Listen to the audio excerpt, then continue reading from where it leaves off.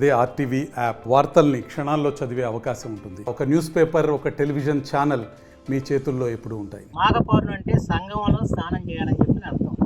సముద్ర స్నానం కాదు, సంగమంలో స్నానం ఆచరించాలి.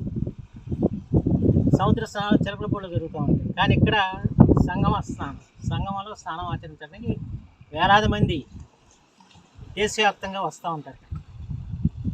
అయితే ఈ ప్రభుత్వం అసలు పట్టినట్టు వ్యవహరిస్తుంది. ప్రత్యేకించి వాళ్ళ సంగమం దగ్గర స్నానాన్ని నిషేధించింది. ఇది చాలా విచిత్రమైన విషయం. ఎందుకంటే గత ప్రభుత్వాల హాయంలో, అటు కాంగ్రెస్ ప్రభుత్వం హాయంలో కానివ్వండి, లేదా తెలుగుదేశం ప్రభుత్వం హాయంలో కానివ్వండి, తగిన సంరక్షణ చర్యలు తీసుకుని స్నానం ఆచరించే అవకాశం కల్పించాం. ఎందుకంటే అక్కడ బ్యారికేడ్లు కట్టేవాళ్ళం. ఆ బ్యారికేడ్ల అవతల పడవలను పెట్టి జాలర్లని ఎవరైనా ఏదైనా వాళ్ళకు కొట్టుకుపోతా ఉంటే పట్టుకోవాలని చెప్పి నేర్పర్లైన గజేతగాళ్ళను కూడా పెట్టేవాళ్ళం. అది మత్స్యశాఖ ద్వారా కార్యక్రమం ఏర్పాటు చేసేవాళ్ళం. పోలీసు వారు ఇక్కడ బ్యారికేడింగ్ చేసేవాళ్ళు. చేసి అందరికీ స్నానం ఆచరించే విధంగా ఏర్పాట్లు చేసాం గతంలో. కొన్ని వేల మంది ఇక్కడికి వచ్చి స్నానం ఆచరించారు. ఎటువంటి ప్రమాదం కూడా జరగలేదు. ఏ మాఘ పౌర్ణమికి ఇక్కడ ఎవరు కూడా మునిగిన పరిస్థితి లేదు. కృష్ణా పుష్కరాల్లో మునిగిన పరిస్థితి లేదు.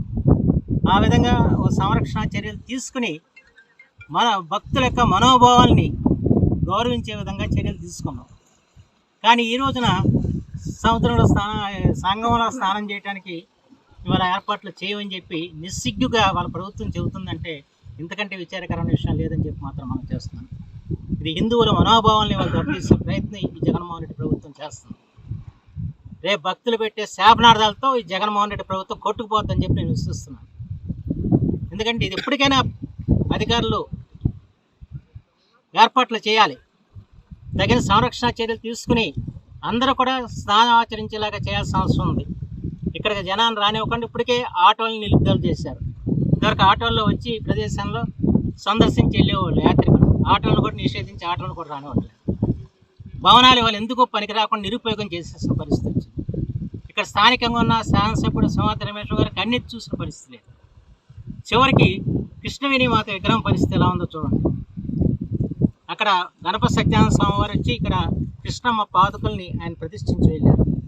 ఆ తర్వాత పుష్కర సమయంలో మనం కృష్ణవేణి మాత విగ్రహాన్ని ఇక్కడ ప్రతిష్ఠించుకోవడం, ఆ విగ్రహానికి భక్తులందరూ కూడా పూజలు చేస్తూ ఉండేవారు. ఇవాళ పరిస్థితి ఎలా ఉంది?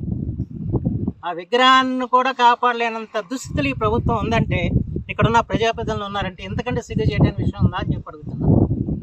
ఆ రోజు నేను వ్యక్తిగతమైన శ్రద్ధ తీసుకుని ఎన్ని ఏర్పాట్లు చేయించా. ఎందుకంటే ఈ ప్రదేశానికి ఉన్న ప్రాముఖ్యతని దేశవ్యాప్తంగా తెలియజెప్పాలి. ఇక్కడ వేలాది మంది వచ్చే విధంగా మనం చూసుకుని ఈ ప్రాంతాన్ని అభివృద్ధి చేయడానికి అది ఒక దోహదకారం అవుతుందని చెప్పిన ఆలోచన చేసి రోడ్డు వేయించడం కానీ, భవనాలు కట్టించడం కానీ, విగ్రహాలు పెట్టించడం కానీ ఇవన్నీ చేశాం. కానీ మేము చేసామని చెప్పి కక్షత చేస్తున్నారో లేకపోతే ఏంటో నాకు తెలియదు కానివ్వండి. ఇవాళ కనీసం భవనాలు ఏ విధంగా ఉన్నాయి, ఎంత నిరుపయోగంగా ఉన్నాయో వాళ్ళు చూడండి. కనీసం అమ్మవారి విగ్రహాన్ని కూడా వాళ్ళు సరైన విధంగా సంరక్షించలేని స్థితిలో ఈ ప్రభుత్వం, ఈ ప్రజాప్రతినిధులు ఉన్నారంటే నిజంగా ప్రజలందరూ కూడా ఆలోచన చేయాల్సిన అవసరం అని చెప్పి మాత్రం మనం చేస్తాం. మహారాష్ట్రలో మహాబలేశ్వరం దగ్గర కృష్ణానది పుట్టి ఈ అంశల్ది వద్ద సాగర సంగమం చెందుతుంది. ప్రత్యేకించి స్కాంద పురాణంలో ఈ పవిత్ర ప్రదేశం యొక్క ప్రాధాన్యతని తెలియజేయటం జరిగింది. ఆనాడు గంగానది పాపంకిలమై విష్ణుదేవుని ప్రార్థిస్తే ఈ సాగర సంగమంలో స్నానం ఆచరిస్తే సర్వ పాపాలు హరిస్తాయని చెప్పి చెప్పటం, దాని మీద కాకి రూపంలో గంగమ్మ ఇక్కడికి వచ్చి స్నానం ఆచరించి హంస రూపంలోకి మారిందని చెప్పి అప్పటి నుంచి దీన్ని హంసదేవి అని చెప్పి అంటారని చెప్పి పురాణాలు చెప్తున్నాయి. ప్రత్యేకించి హిందువులకి ఇది చాలా పరమ పవిత్ర ప్రదేశం. ఆది శంకరాచార్య దగ్గర నుంచి అందరూ కూడా ఇక్కడికి వచ్చి స్నానం ఆచరించుకోవాలి. మేము ఇక్కడ గతంలో రావాలంటే ఇక్కడికి పడవల మీద రావాల్సి వచ్చేది.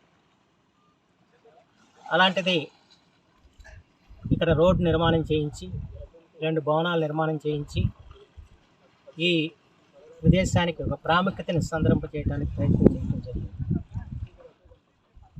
అయితే ఈ 5 సంవత్సరాలుగా ఈ జగన్మోహన్ రెడ్డి గారి పరిపాలన వచ్చిన తర్వాత ఈ సాగర సంఘం శోభంతో కూడా పోయిన పరిస్థితి.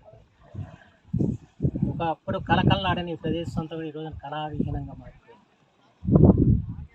కృష్ణా పుష్కరాల్లో వేలాది మంది ఇక్కడికి వచ్చి స్నానం ఆచరించారు. అప్పుడే ముఖ్యమంత్రి శ్రీ నారా చంద్రబాబు గారు కూడా ప్రత్యేకించి రావడం జరిగింది. వచ్చి ఈ ప్రదేశం యొక్క ప్రాముఖ్యతని ఆయన తెలియజేయడం కూడా జరిగింది. ఈ ప్రాంత అభివృద్ధికి ఆయన ఆ రోజున దోహదకారయ్యారు.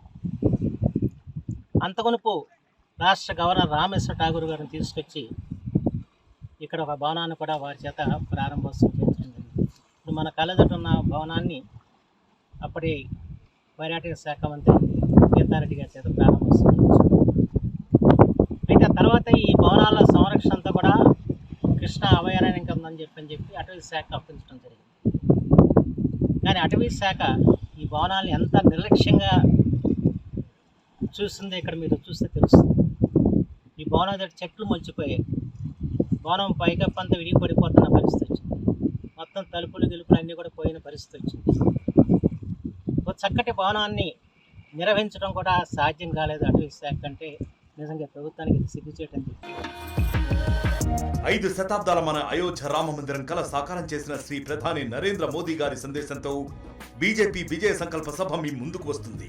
ఫిబ్రవరి 20 మంగళవారం ఉదయం 11 గంటలకి భైంసా, తాండూర్, భువనగిరి, మక్తల్ నుండి యాత్రలు ప్రారంభం. రండి, తరలి రండి లక్షలాదిగా. వికసిత్ భారత్ సంకల్ప సాకారంతో తెలంగాణ భాగస్వామ్యాన్ని పెంచండి. మళ్ళీ మోదీ గెలవాలి, మన ప్రధాని కావాలి.